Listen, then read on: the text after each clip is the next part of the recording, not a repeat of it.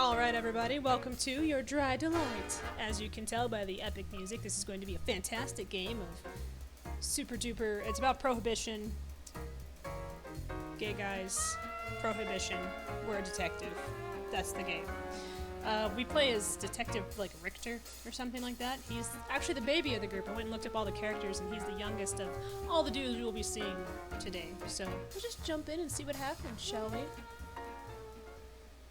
I like the music. It makes me all uppity. I'm gonna catch a bad guy. Ah, what a lovely night. What do you say we go get a drink? Boss, that's the 5th time you've used that joke today. Well, it's your fault for making such a hilarious face every time. Cleveland Detective Agency. This is us. We're Richter. Aren't we adorable? I like your outfit. He's just so done. Ugh. Oh, August. There we go. My name is August Richter, and I'm a detective. Unfortunately, my parents thought a nice classic name like James or John just wouldn't be good enough for me. Everyone thought I'd be downright hilarious to call me July during my training, so I decided going by Richter would suit me just fine.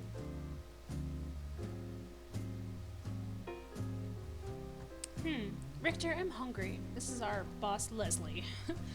Didn't we just have dinner an hour ago, boss?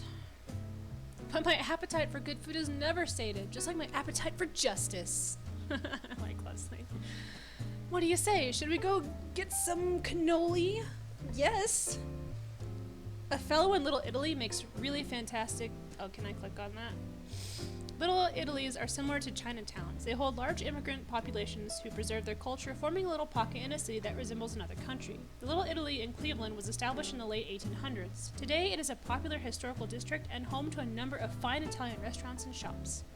Oh, cool. I like that they have little facts. That's neat. Boss. This is no time for cannoli. We've got a job to do.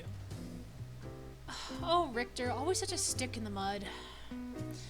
This fellow right here is my senior partner, Leslie Clark. Oh, sorry. Our partner, not our boss. He wears his hair long and has what you might call a girlish face, so he's seen more of his fair share of teasing, too. But somehow, absolutely nothing seems to faze him. Case in point, he's worried about cannoli when we're supposed to be tracking down criminals. A true inspiration to us all. Yeah, he's laid back as fuck. I love it. Oh, you're so cute, Richter. And your boss is like, cannoli! I love it. Food! Alright, let's get down to business. Run through the plan one last time, step by step. You're still new to solo assignments, so I want to make sure you've got all the details down pat.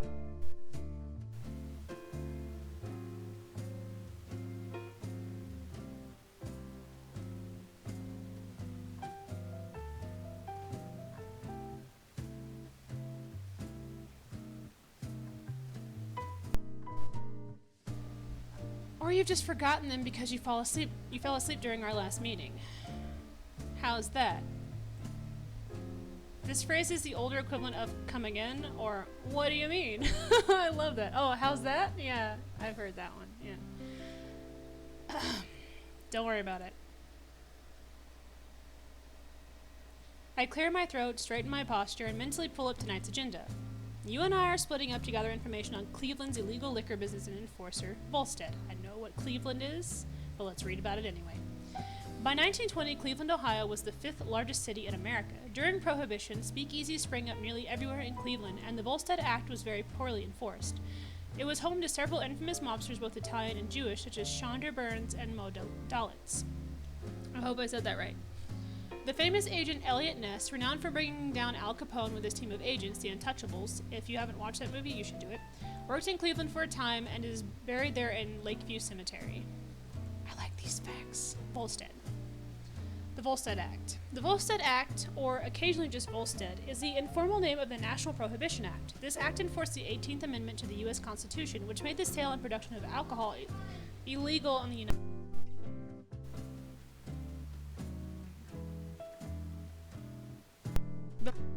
Became law on October 28, 1919. Prohibition was the cause of a major rise in organized crime in America. As time went on, more and more people began to ignore the act, law enforcement included. Finally, on December 5, 1933, the 18th Amendment was repealed, and America was free to drink once more. So, fun fact, My great-grandpa, who I never got to meet, he was actually a bootlegger. He would drive alcohol to places around America when it was illegal. A long time ago. Way before I was born. So yeah, he would drive into the speakeasies and stuff. So, pretty cool. I'm heading to the speakeasy on Ness Avenue, and you're meeting me with an FBI contact to scope out some warehouses. Leslie's like, Leslie nods with his eyes closed, swiveling a little in his chair. Damn it, he'd better not be dozing off again. For tonight, my cover is Jack Vaughn, and I work for the city government. Yes, you can say your job is helping civilians, and it'll be technically true, because you're terrible at lying. Why'd you get into this line of work again? I heard the agency needed detectives who didn't spend their payroll hours hunting for food. Richter, how cruel! So cute. With a theatrical gasp, Leslie spins rapidly around in his office chair like my dry remark just sent him into orbit. Sometimes I wonder about what bizarre twist of fate landed us together. He's adorable. Leslie's freaking great. Hurtful remarks aside, it sounds like you're all prepared. We'll meet back here tomorrow morning to trade reports, drink coffee, eat donuts. Is it my imagination or is he drooling a little? And decide our next plan of action, of course. Understood? Loud and clear, boss. I give him a lazy salute before turning towards the door, smoothing out my vest. Richter. Please be careful. Watch yourself, stay alert, and don't do anything I wouldn't do. Like what? Skipping out on the job to get a cannoli? I'm serious, Richter. You're my partner. I don't want you to be turned into Swiss cheese by a Tommy gun or something. Thanks, Leslie. A Tommy gun, or Thompson machine gun, was a popular weapon used by both law enforcement agents and criminals during the Prohibition era. Sweet. Richter's like, comforting. He would use a food metaphor. So promise me you'll be careful, alright? I worry about you whenever you're off solo. Ooh. I'll do this one. I'll worry about you too, especially when you're hungry.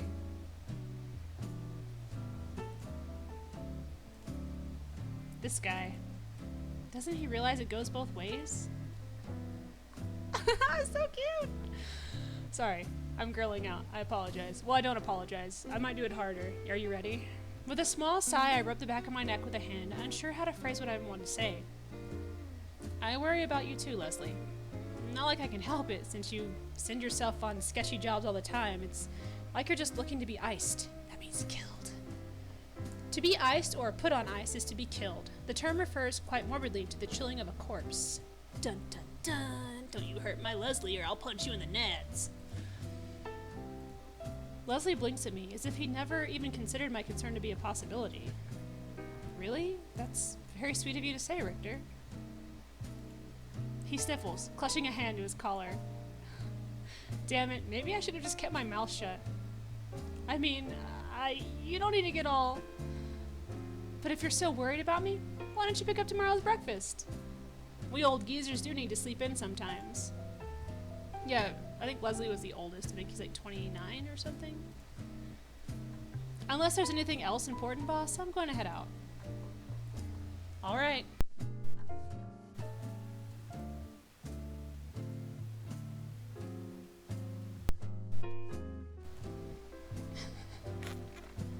Leslie pushes himself up from his chair, stepping over to get the door for me.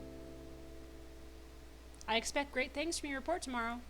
With any luck, we'll be well on our way to making Cleveland a boring old town drier than the Sahara Desert. Doesn't sound quite so encouraging when I put it that way, does it? Can't argue there. God bless America, land of the liquor-free. See you in the morning, boss. Give him hell, detective.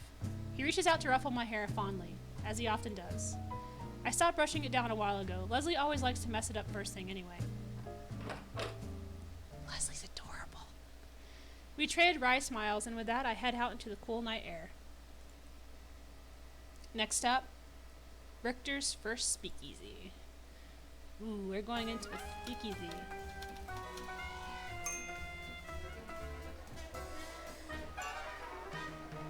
I just want to dance. We're August Richter, soft-boiled detective. Leslie Clark, scatterbrain boss. Love it. Ooh, Meyer Eastman. Definitely not a gangster. Okay, I believe you. I believe all of that you just said. So you know that game that you guys wanted me to play about vampires?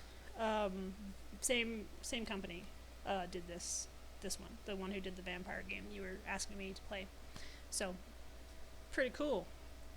Hopefully I will get around to playing that one because it looks very interesting and I would really, really like to play it. And I love vampires a lot. I think they're one of the coolest things ever in like books and movies and anime and all the things. Password, your mom. A gruff voice whispers to me through a slot in the door. The basement of this dingy restaurant echoes with the muffled sounds of swing music, like it's haunted by some ghostly jazz band. Swordfish. Doorman's like, that was yesterday's. Ha, loser. There's a long pause. My informant definitely said the password was swordfish. This isn't a setup, is it? Oh, calm down. If it is, heads will roll by the end of tonight, assuming mine's still... The door swings open before I can finish that thought. Welcome, sir. Oh, isn't he pretty? Please enjoy your night. Is that our partner? That'd be hilarious. Thanks, I'm sure I will. I step past the tall, dour doorman and into the loudest place I've ever seen or heard. Smoke everywhere, deafening music, giant gaggle of dancers, loitering hopheads. Let's see what that is. Hophead, a term used to refer to a drug addict, usually opium. The hop in the word originated from slang for opium. Well, now we know what a hophead is. Oh, is this the options? Yeah, 2 seconds. Oh, is there no way for me to turn the music down? Guess there isn't. Okay then. Flappers posing in their wrist skirts, drunk saps trying to impress them. So flappers are dancer chicks, kind of. Not really. Flappers were a famous symbol of the Roaring Twenties. In a time when women were traditionally expected to wear long dresses and be morally conservative, the flapper, a woman with bobbed hair, a short skirt, and a bold attitude, was a backlash against this formal society. Okay, so no, flappers are like a type of woman, like the way they dress and stuff. But you can't have flapper girls who dance. They wear like the flapper. Oh shit! I just slapped my mic. They wear the flapper style. I was wrong. I was a little twisted up in my own thoughts there. Saps. A sap is an idiot or a foolish person. It is a shortened version of sapskull, an insult that takes its name from sapwood or softwood. Sweet. All this laughter and cheer makes you wonder what's so criminal about it all. But I guess it's not my job to ask those kinds of questions. After I wander around a little, weaving through the hooch-holding crowd, I end up loitering by the bar. Hooch is booze. A commonly used word for alcohol, specifically referring to bootleg liquor. Yeah.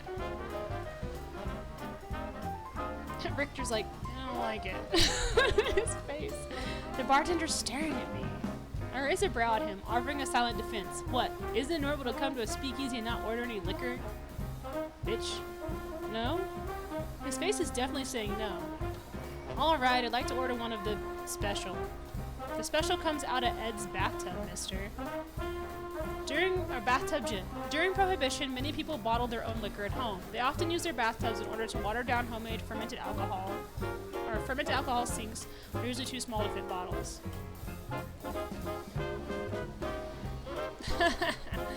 The bartender bellows out a laugh when I freeze in horror.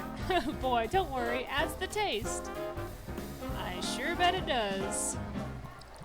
Still laughing, he uncorks a bottle and pours me a glass of clear liquid, stuffing a lime slice onto the rim.